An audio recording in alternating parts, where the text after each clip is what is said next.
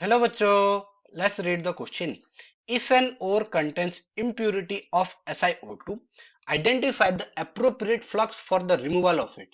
Option A MnO, option B P4O10, option C O2 and option D SO2.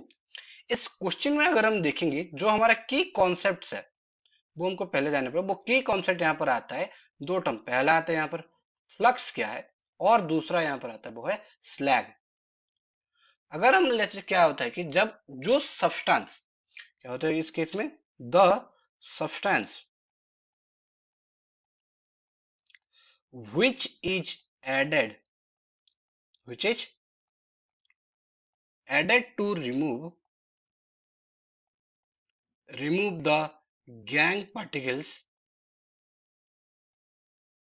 remove the gang from concentrated ore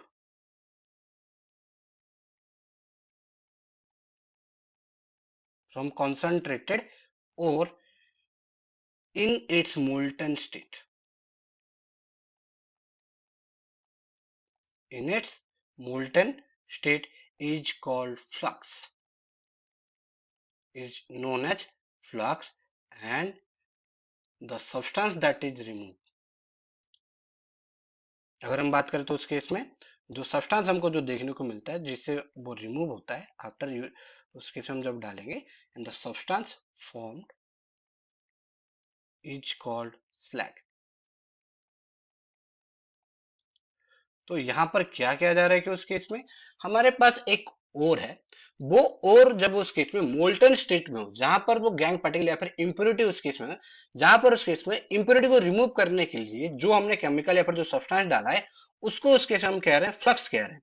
और उसके बाद जो substance मिला है flux और उस केस में गैंग पार्टिकल मिलने के बाद उसको हम कहते हैं स्लैग। तो यहां पर अगर हम देखें तो यहां पर अगर इस केस में हमारा जो इस केस में जो इंप्योरिटी या फिर जो gangue particle that is SiO2 और इसको हम कहते हैं सिलिका। और सिलिका रिमूव करने के लिए हम डालते हैं उस केस में वो है मैंगानीज ऑक्साइड।